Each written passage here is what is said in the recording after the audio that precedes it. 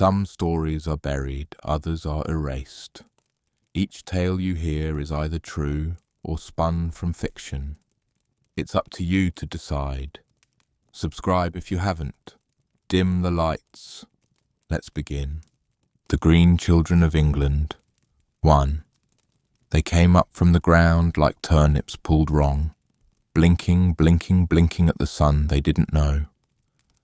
They were standing among the tall grass, like they were just dropped there. No sign of trampled feet around them. The boy was smaller, a bundle of knees and collarbones. The girl held his hand like it was the only real thing left in the world.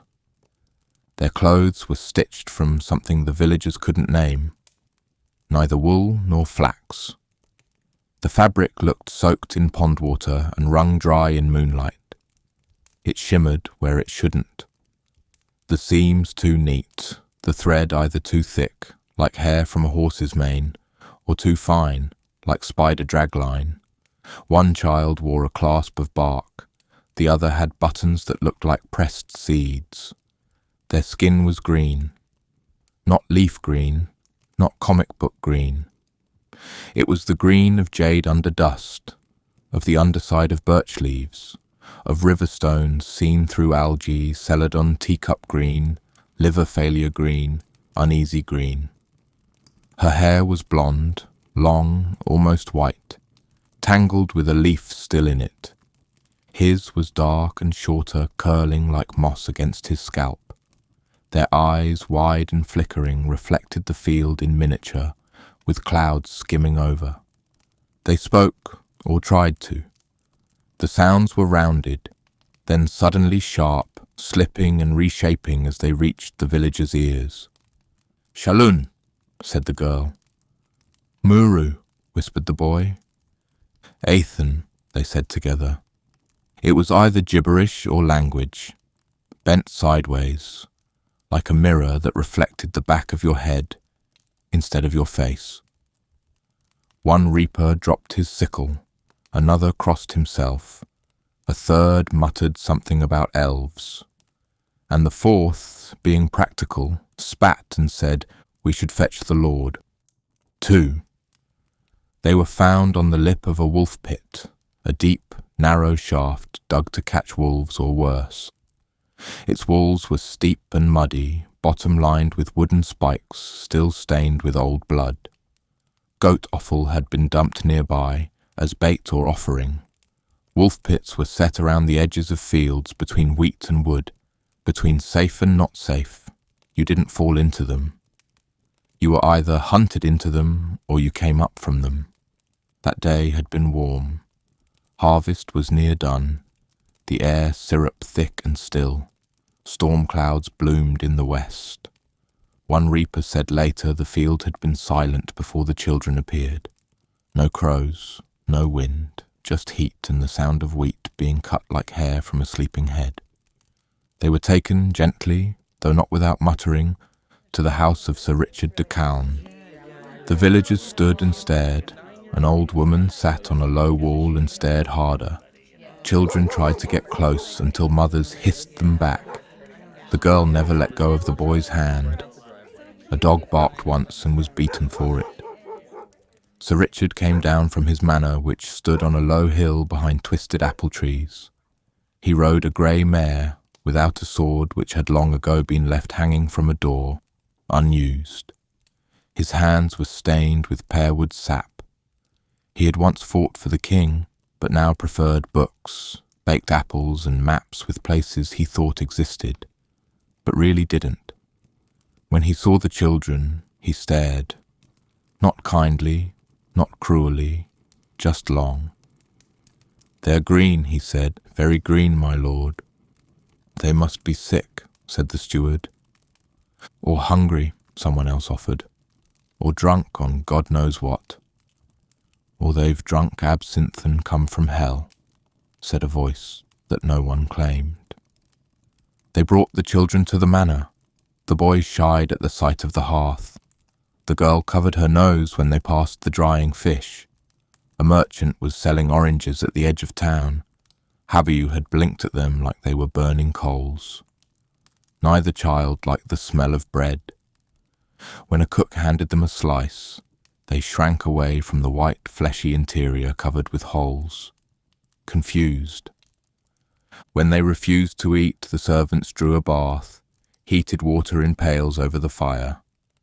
They were more curious if they were green from head to toe than in need of washing. When the girl stepped in, she flinched, then floated. The boy stayed still while steam rose from his skin. When the scullery maid tried to scrub him, he hissed. His eyes darted left and right. The girl kept looking at the ceiling as if she expected it to part and open. The children didn't know they were green.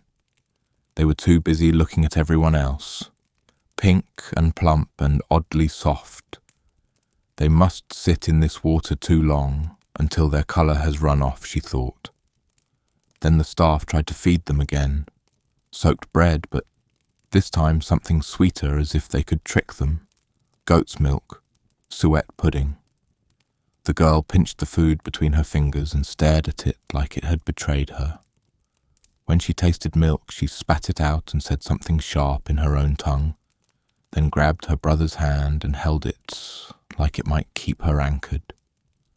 That night they slept in the manor's solar, on clean linen stuffed with goose down. The girl lay awake. The boy dreamed and whimpered. It was 3 days before anyone thought of beans. Broad beans, fava, fat pods full of pale jade seeds. The cook brought them in from the garden in a wicker basket still wet with dew. One bean fell and rolled to the girl's foot. She gasped, made a sound, high and thin, like a string snapping in the cold, and dove. They tore the pods open with thumb and tooth, popped the beans raw, bitter, grassy, cold from the morning. They ate until their fingers were slick and green again. They chewed and swallowed, and then they laughed, rolled on the stone floor, giggled and hiccuped and said words no one knew. The girl pressed a pod to her brother's forehead like a crown. He kicked his legs and squealed. Green children laugh too, it turns out. The manor stood still and watched.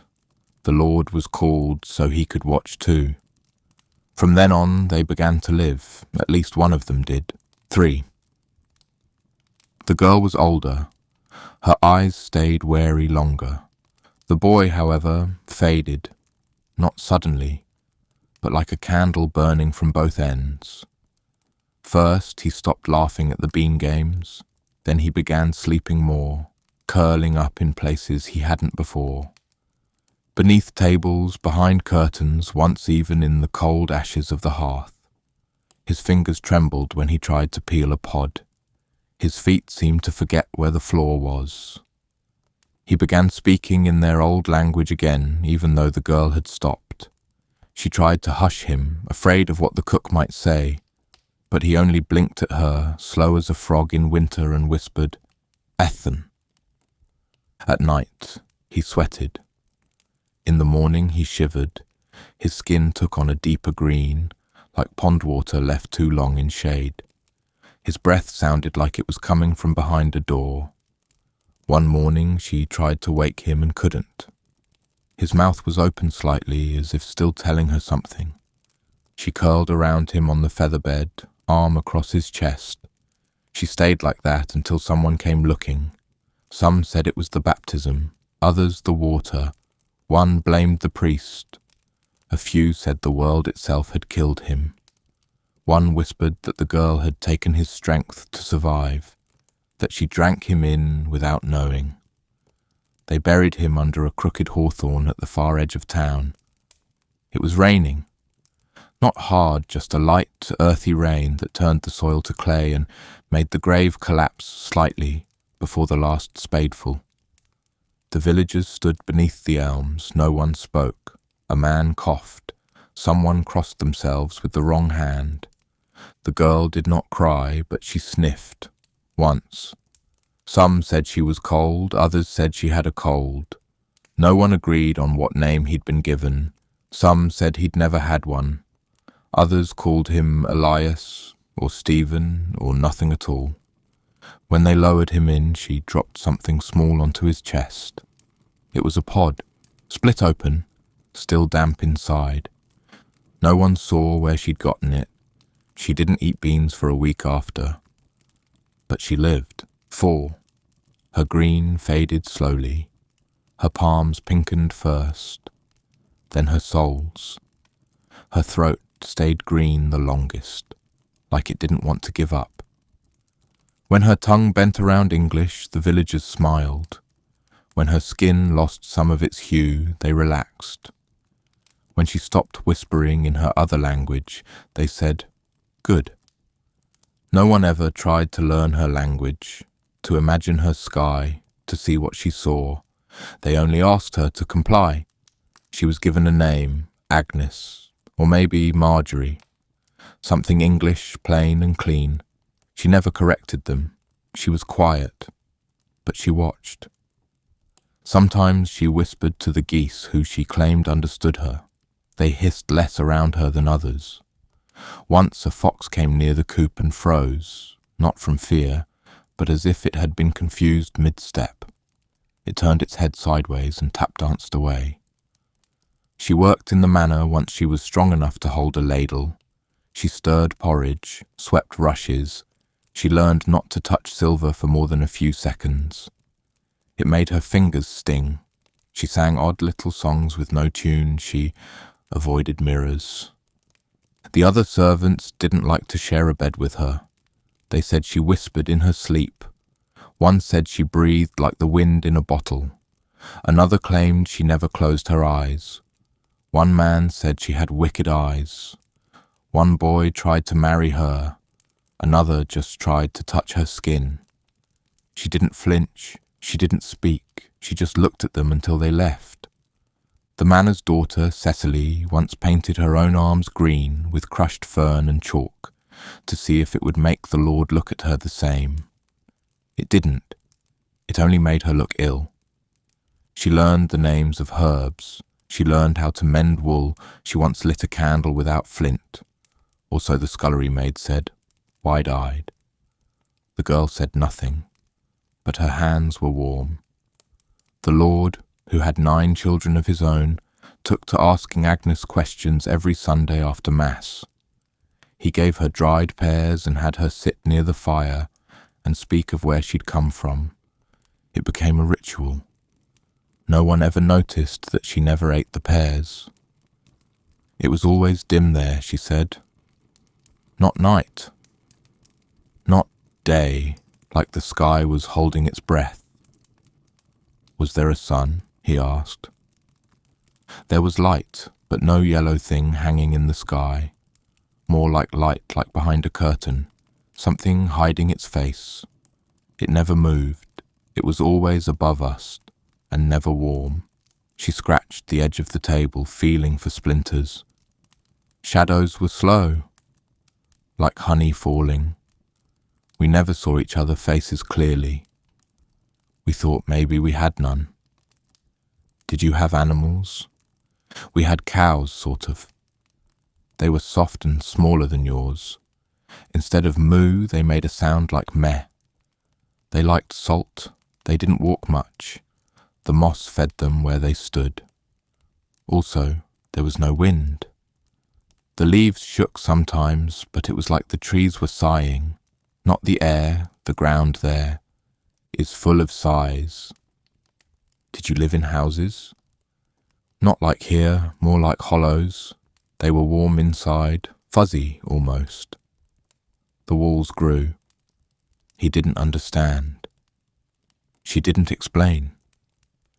We didn't cook, she said. We soaked things, roots mostly, and beans, always beans. We cracked the pods with our teeth and let the beans swell in water until they split like little lungs. She still hated milk, said it tasted like the slime on river rocks. But she liked beans, crushed with a stone and mixed with water. She drank it from a cup when no one was looking. What about people? We had people, of course. Her voice went quieter. But they didn't talk the way you do. They didn't ask so many things. They hummed. We understood. Everyone in her land was green. Not bright. More like the inside of beans or frogs' bellies. Kind green, green that didn't ask anything of you. And the bells, they were round, far. They made the air go soft, like a cloth over your ears. But before we left, they came closer, as if they had grown legs and walked toward us. She said she and her brother followed the sound, into a hole, a tunnel, a cave. She couldn't remember which. The walls were slick and warm, like the throat of something old. They walked a long way in the dark, held hands. He was humming. She remembered that. When they came out, the light was wrong. The colours hurt, the sun screamed. People screamed back. She never spoke much of the river that surrounded her home like a moat, only that on the other side was a place that shimmered gold, or white, or something else entirely. She said her brother saw it too. She wanted to cross. He didn't. She looked back when she spoke of it, as if the river might still be there, behind her. 5. Centuries later, the experts arrived. In books, on the internet, in footnotes and forums. They came with theories like nets. A doctor said, chlorosis, green skin from iron loss, malnutrition. Broad beans were iron-rich, her body craved them instinctively. Nothing strange at all. A historian said, Flemish refugees, war-traumatized, speaking a dialect no one in Suffolk understood. Green a misdescription, perhaps they were olive-skinned from a Mediterranean sun. A folklorist said, a changeling tale. Classic border myth, river, bells, crossing. One child stays, one fades. The cost of stepping between worlds. A physicist centuries later said, they phased. The vibrational spectra of their world were incompatible with ours. Light frequencies warped their skin. Protein structures collapsed. One adapted, one did not. Others argued. One monk's notes claimed they had no navels. Another swore the girl had gills behind her ears. A broadsheet said both children had tails. A pamphlet warned against planting beans near graveyards. One farmer said the boy's grave never grew moss. Another said it grew only moss. A third swore the field went silent every year on the day he died, though no one was quite sure where it was. None of them ever asked what her favourite sound was, the inside of a bell, or why she cried only once a year, when the beans came back, or what she saw in the river that her brother didn't, or what colour the sky is in the place she still dreams of. They still dug the pits, year after year, because of what might crawl out of them on a hot, thunder-heavy day. Once, 2 green children came out of the earth. Only one stayed. But some said she didn't stay entirely. There were sightings, not often, but enough. A girl seen walking barefoot along the riverbank just before dawn. A maid who saw her standing at the orchard's edge, lips moving in sleep. A boy who saw her waist deep in the mill pond, stepping backward into water without a splash. She kept small things in her apron, smooth stones, dried pods, striped feathers, said they were nothing, sorted them carefully. The manor rotted, the name faded, the green was forgotten. But in some versions of the story, she still dreams of the river. Not to go back, just to see what shines on the other side. And in certain lights, the pits don't look like traps. They look like mouths, waiting to transport you. Was it true or just a well-told lie? Tell us what you believe and why. We know many of you listen late at night, sometimes while drifting off to sleep. Maybe you're wrapped in polar bear blankets, deep in the Arctic dark. Maybe you're swinging in a jungle hammock, wrapped up like a snack. Or maybe you're alone in a quiet room, or so you think. Let us know where you're listening from, and whether this story kept you awake or gave you good dreams. And one more thing. If you know a rare or hidden place, a ruin, an old legend, a forgotten town, share it in the comments. Your suggestion might become part of the Atlas. If you enjoyed wandering these forgotten corners, subscribe and join us again for another journey into the unknown.